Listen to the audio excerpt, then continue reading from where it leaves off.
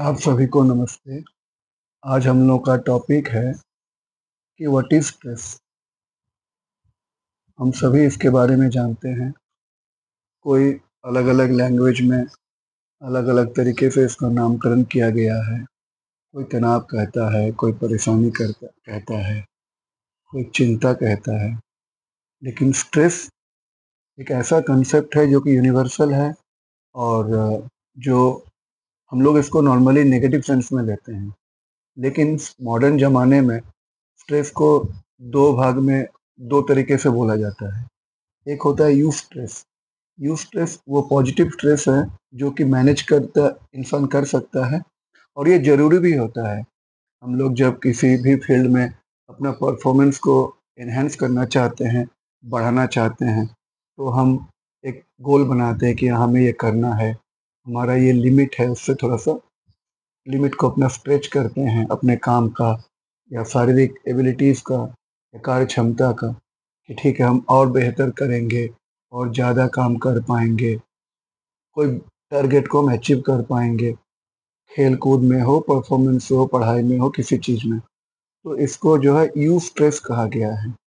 और दूसरा जो most popular form of stress है, वो वो स्ट्रेस है जो कि हम मैनेज नहीं कर पाते हैं, जो कि हमारे लिए मतलब अ, हमारी कोपिंग स्ट्रैटेजी फेल हो जाती है और हम अपने मतलब इमोशनली स्ट्रेनफुल हो जाते हैं और इससे जो है हमारे को जैसे ये कब होता है बेसिकली कि जब हमारे ऊपर जो भी डिमांड्स होते हैं समाज से, हमारे मतलब फैमिली मेंबर से, हमारे कार्य क्षेत्र में, जॉब्स में जो हम कंप्लीट नहीं कर पाते हैं, तो वो डिस्ट्रेस बन जाता है कि हम डिस्ट्रेसफुल हो जाते हैं कि हाय! हमसे तो ये नहीं हुआ, अब हम कैसे करेंगे?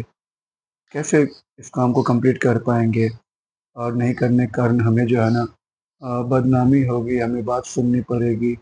मेबी फैमिली मेंबर्स हों, हमारे पीयर ग्रुप हो, हमारे कोलीग्स हों या हमारे अगर हम बिज़नेस में हैं, तो हमारे जो स्टेक होल्डर्स हैं, हमारे कस्टमर्स हैं, हमसे नाराज़ हो जाएँगे, हमसे रिश्ते हटा देंगे। तो इस चीज़ को सोच-सोच के ओवरथिंकिंग करके हम डिस्ट्रेसफुल हो जाते हैं।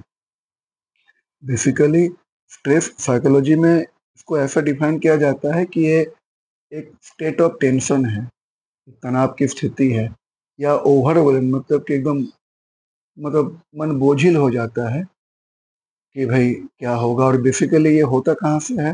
जो परसीव्ड थ्रेट्स कि हमें एक डर लगता है कि पता नहीं क्या होगा, हमारे साथ कुछ बुरा होने वाला है या एक ऐसा चैलेंज हमारे को मिलता है जीवन में जो कि हमारी एबिलिटीज़ से बियॉन्ड होता है। जैसा कि अगर आपको बोला जाए कि 100 किलो का एक वज़न जो है आपको माथा में करके ट्रैवल करना है, तो डेफ़िनेटली आप नहीं कर पाएँगे। लेकिन आपको ये कहा गया नहीं आपको करना ही है। कैसे करना है आप मैनेज करो बट आपको करना है। तो आपको पता है कि आपकी एबिलिटी से बियॉन्ड है, तो आप स्ट्रेस में आ जाते हैं। आप डिस्ट्रेसफुल हो जाते हैं दैट इज़ आप स्ट्रेसफुल हो जाते हैं। अब देखिए साइकोलॉजी में स्ट्रेस को कई तरीके से डिफ़ाइन किया गया है। एक है कि एक्यूट स्ट्रेस। एक्यूट मतलब होता है कि जो सिंगल इवेंट में होता है, बेसिकली टेम्परेरी सिचुएशन में होता है। जैसे कि कोई ऐसा इंसिडेंट हो कि आप कोई बड़ा-सा कोई एग्ज़ाम देने जा रहे हो, कोई टेस्ट देने जा रहे हो, उससे पहले आपके दिमाग में टेंशन होती है, पता नहीं कैसा जाएगा वो टेस्ट अपना, वो मेरे लिए बड़ा इम्पोर्टेंट है। चाहे वो जॉब इंटरव्यू हो या कुछ भी हो, तो वो हमारे लिए एक्यूट स्ट्रेस कहलाता है। फिर कोई इंजरी हो गई हो या कहीं पे आपकी हड्डियाँ चोटिल हो गई हो, टूट गए हों, तो पेन भी होता है और तनाव भी होती है कि पता नहीं ये जुड़ेगा कि नहीं, इस इंजरी से हम कैसे बाहर आ पाएँगे। वो एक्यूट होता है, वो टेम्परेरी होती है, जैसे ही उस मतलब उस स्टेज से या उस टेस्ट के बाद वो हमारी एग्ज़ाम हो गई या फिर जो है वो जो हमारा एक्सीडेंट हुआ था उससे हम रिकवर कर गए तो स्ट्रेस चली जाती है। दूसरा है क्रोनिक स्ट्रेस, ये हमारे लिए या हर इंसान के लिए साइकोलॉजी के लिए ये बहुत इम्पोर्टेंट है। क्रोनिक स्ट्रेस वो है जो कि लंबे टाइम तक चलता है और ये जो है हमको ईज़ी जीवन जीने नहीं देता है। ये कंटिन्यूअसली होता है और बेसिकली कई बार इसके कोई क्लियर कारण भी नहीं समझ में आता है।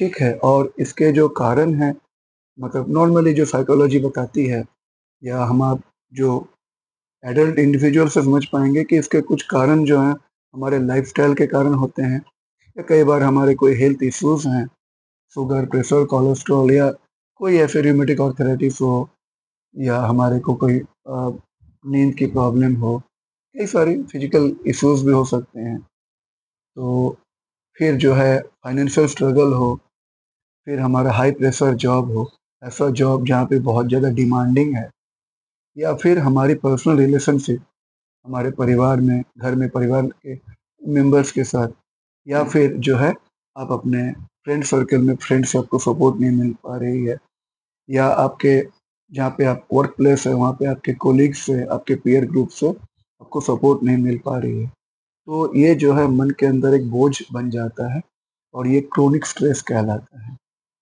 अब अगर हम देखते हैं कि भई कारण क्या होता है, स्ट्रेस होती क्यों है? तो देखिए, बचपन से हम लोग हर बार तो सक्सेसफुल होते नहीं हैं। तो कई बार जो है इसके कारण में देखा गया है कि भई एकेडमिक फेलियर हो बचपन में, तो जो है हमारी पढ़ाई ढंग से नहीं हो पाती है, प्रॉपर नॉलेज नहीं गेन कर पाते हैं, उसके कारण भी हमारे जीवन में स्ट्रेस आ जाता है। फिर कोई जो है ना नेचुरल डिज़ास्टर हो गया, जैसे अर्थक्वेक हो गया, फ्लड हो गया, या फिर किसी का घर टूट गया, कहीं पे कोई ब्लास्ट हो गया, कोई ऐसा एक्सीडेंटली कोई टेररिस्ट अटैक्स हो गए, उसके कारण जो है ना स्ट्रेस हो जाता है। किसी लव्ड वन का डेथ होना, या परिवार में डिवोर्स हो जाना फैमिली मेंबर्स का, पार्टनर का। फिर इमोशनल प्रॉब्लम्स जैसे कि डिप्रेशन है, एंग्ज़ायटी है, एंगर है, सेल्फ एस्टीम का कम हो जाना, गिल्ट, कई बार हम लोग फँसे जाते हैं कि हीन भावना का शिकार हो जाते हैं। तो ये भी जो है हमारा स्ट्रेस का कारण होता है। कई बार हमारे अंदर क्रोनिक इलनेस होती है, परि सेल्फ को या परिवार किसी मेंबर को, किसी को कैंसर हो गया है, ऐसे डिज़ीज़ कि जिसका कोई इलाज नहीं, किसी को एड्स हो गया है। हमें पता है कि ये सुधरने वाला नहीं है, ठीक होने वाला नहीं है, तो इसके कारण भी हम स्ट्रेसफुल हो जाते हैं। फाइनेंशियल कंस्ट्रेंट्स हमें बताया है कि नौकरी चली गई, या सफिशिएंट इनकम नहीं हो पा रही है, या फिर कई बार ये भी होता है कि साहब शादी-ब्याह करनी है, किससे शादी करें, कैसे करें, फैमिली कैसे स्टार्ट करें, इसकी भी स्ट्रेस होती है। तो ये सब कुछ कारण हैं जिसके कारण हम स्ट्रेसफुल हो जाते हैं। बेसिकली अगर देखा जाए तो जीवन के प्रति नेगेटिव एटीट्यूड का होना, और फ्यूचर के लिए फ़ियर या अनसर्टेनिटी का एहसास होना। फ़ियरफुल कि भई पता नहीं क्या होगा, और अनसर्टेन फ्यूचर के बारे में हम सर्टेनिटी के साथ कुछ डिसाइड नहीं कर पा रहे हैं कि क्या होने वाला है हमारे साथ, या फ्यूचर में क्या होगा, या फिर अनरियलिस्टिकली हाई एक्सपेक्टेशंस अपने आप से, कई बार दूसरों से भी कि हाँ, ऐसा होगा, मेरे साथ ऐसा होगा, मैं ऐसा करूँगा। समटाइम्स मेरे पास उसके वेज़ एंड मीन्स नहीं है कि वो मैं अचीव कर पाऊँ, लेकिन हम ये सोचते रहते हैं कि हम ये कर पाएँगे, और अनरियलिस्टिकली हाई होती है, तो क्या होता है कि हम उसके कारण भी स्ट्रेस में होते हैं, क्योंकि हमें पता होता है शुरू से ही कि भई अगर हम घर में लेटे रहें और हम ये सोचें कि हम जो है हमारे हाथ में बेहतर से बेहतर भोजन मिलेगा, तो संभव नहीं है। या तो खुद पकाएँ, या फिर आप बाहर से लेके आएँ। तो ये भी एक कारण होता है हमारे जीवन में स्ट्रेस का होना।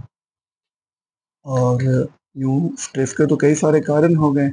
अब अगर थेरेपी की बात होती है, स्ट्रेस को रिलीव करने की बात होती है, तो वर्ल्ड वाइड बेस्ट थेरेपीज़ में एक सीबीटी काम आती है, जो कि साइकोलॉजिस्ट करते हैं, और एक थोड़ी टाइम टेकिंग होती है, कई सिटिंग्स होती है। आगे किसी वीडियो में मैं इसके बारे में बताऊँगा। और एक फेमस थेरेपी में एमबीसीटी है, माइंडफुलनेस बेस्ड कॉग्निटिव थेरेपी। इसकी मैंने कोर्स की हुई है, ये भी माइंडफुलनेस बेस्ड है। इसके ऊपर तो हम बात कर ही रहे हैं। एक डीबीटी होता है, डायलेक्टिकल बिहेवियर थेरेपी, एक लंबी सेशन चलती है। इसमें भी साइकोलॉजिस्ट के साथ कंटिन्यूअसली टच में रहना पड़ता है। और लेटेस्ट में अभी एक आई हुई है ACT, acceptance and commitment therapy. इसमें जो है कुछ माइंडफुलनेस की स्किल सिखाई जाती हैं, जिससे कि इंसान अपने सारे कमियाँ कमजोरियों को किसी तरीके से एक्सेप्ट करना सीखता है, और उसको दबाने के बजाय, सप्रेस करने के बजाय इसको मैनेज करना सीखता है और फिर आगे जीवन में आगे बढ़ता है एक कमिटमेंट के साथ। आगे आगे किसी वीडियो में मैं इसके बारे में डिटेल्स बताऊँगा। तो आज के लिए इतना ही, और अगर आपको इस टॉपिक में कुछ और जानकारी हासिल करनी हो तो कृपया कमेंट बॉक्स में डालें, और अगर आपको अच्छा लगे तो हमारी वीडियो को लाइक करें और चैनल को सब्सक्राइब करें। ठीक है जी, नमस्ते।